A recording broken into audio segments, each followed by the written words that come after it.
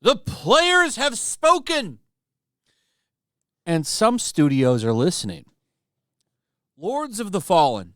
Actually, an okay game. I played that game when it came out. I kind of like Souls-type games, so I checked it out, and I liked it. And I'm not the only one. It did well enough that it's getting a sequel. And the studio behind it has been reaching out to people and asking questions like, what do you want in this? We know you don't like DEI, so we're not going to put it in the game. The developer of the game, Lords of the Fallen, came up and recently asked this question on January 12th. In a medieval fantasy action RPG experience, what do you prefer to choose between? We will follow the final result.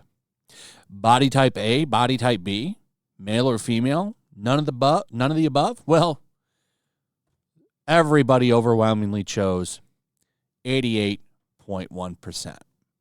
Shocking, right? Yeah, everybody's tired of the nonsense. Type A, type B, stupid. Catering to small percentage of people who are triggered by the fact that men and women exist. And I know it's wild, crazy. So he put it out there, and he says he's going to follow it. I like it. I would have probably checked this game out because I liked the first one enough. Now I'm definitely on board. I really don't like body type A, body type B. I think it's incredibly dumb and stupid, and I think the people that advocate for that are stupid as well. Dumb. Dregs of society, actually. So male or female, that's how it's going to be in Lords of the Fallen, Part 2 or whatever they call it. I'll be checking it out. This person says, who cares? Ratioed into the ground. This is what gamers want. Female knight, male soldier. I don't like this trend, and I'm so glad that all of this is starting to reverse back to sanity. So, let's get into the other story. The big one. Rumor. So, take it with a grain of salt, but I think that this is real from reading what was said. This comes from this YouTube channel right here. He had an insider reach out to him. In this video, an insider revealed Ubisoft is making big changes. So just want to make sure he gets credit. And then, of course, I found this story over on Fandom Pulse. And basically, there's a bunch of dead weight at Ubisoft. That's right. Lazy asses. Basically, a bunch of employees that do what is called social loafing.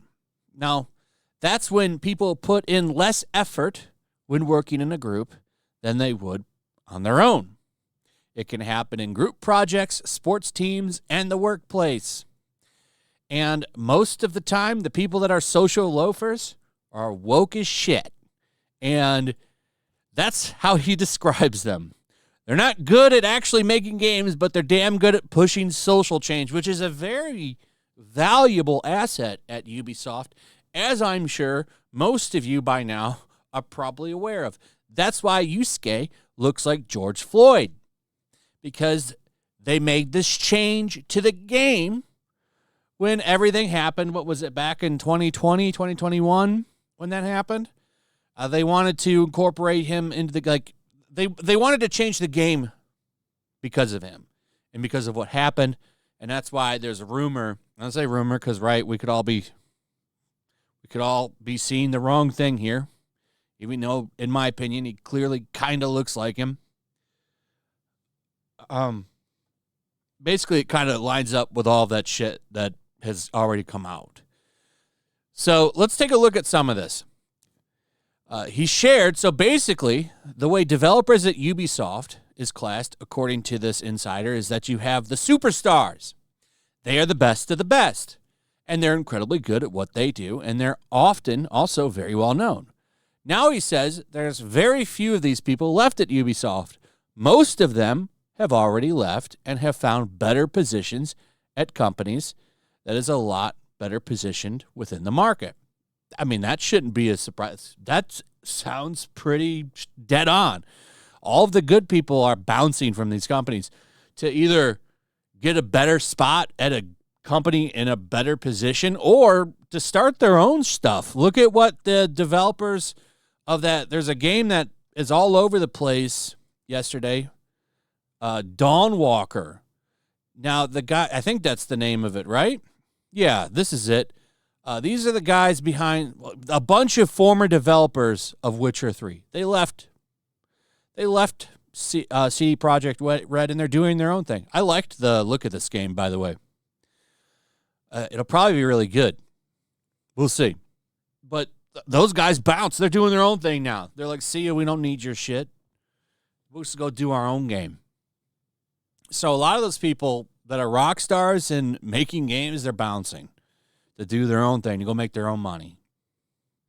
Then there's what he refers to as the good developers, but they don't have brands. They don't tweet, he relayed, and he calls himself one of these developers. They make up a small portion of these developers that are still left at Ubisoft. The problem is, while they're good, they don't have names, so they can't get jobs anywhere else.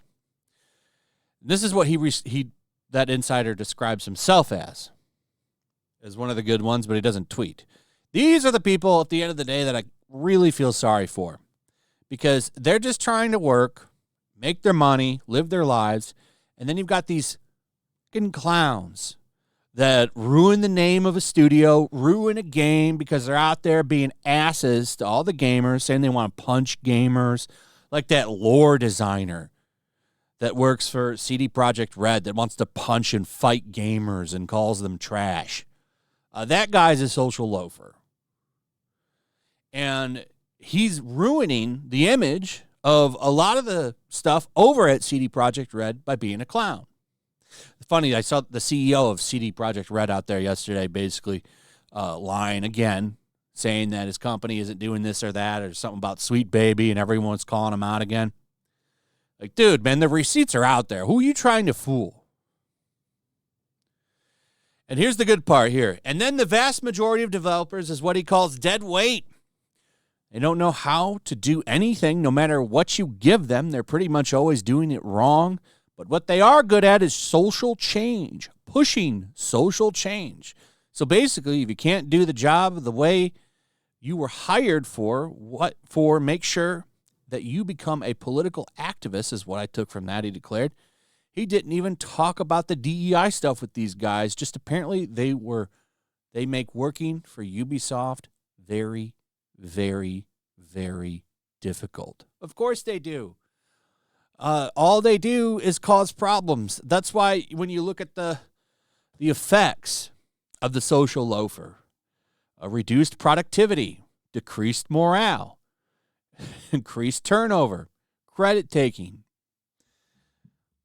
All of the woke people in any business usually have all these problems. They go around trying to cancel people. They bring the morale down because they're miserable people. And they get people fired. And of course, productivity goes down big time. Big time. Because they don't do anything. Just like he's saying here. So I think a lot of this makes sense. A lot of dead weight at Ubisoft. I'm not shocked by that.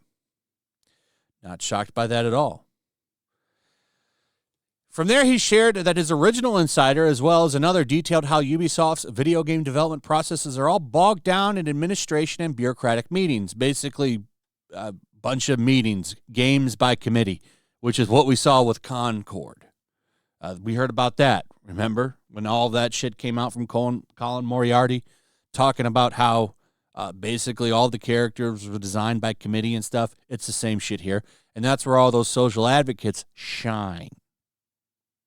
And those dead weight employees that they're talking about here, Those are the ones that the bosses like, too, the most, because they all have the shared values. All of the executives at Ubisoft seem pretty damn woke.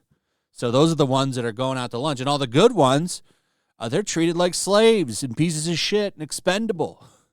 It's a bottom-up industry, and it's not just in video games. It's also in pretty much every corner of entertainment and in a lot of businesses out there outside of entertainment. So, anyway, interesting shit. I thought this was a pretty good bit of information here. It is a rumor, but, man, it does sound pretty legit to me. A lot of people from Ubisoft reaching out to content creators now. I love it. A lot of them reaching out and letting everybody know of all about the madness that's going on at these companies. I love it. Anyway, that's pretty much it. Let me know what you guys think about all this in the comments below. Also, if you would, please like, subscribe, share the video. Make sure you're still subscribed. Hit that notification bell. And we'll see you on the next one. Peace.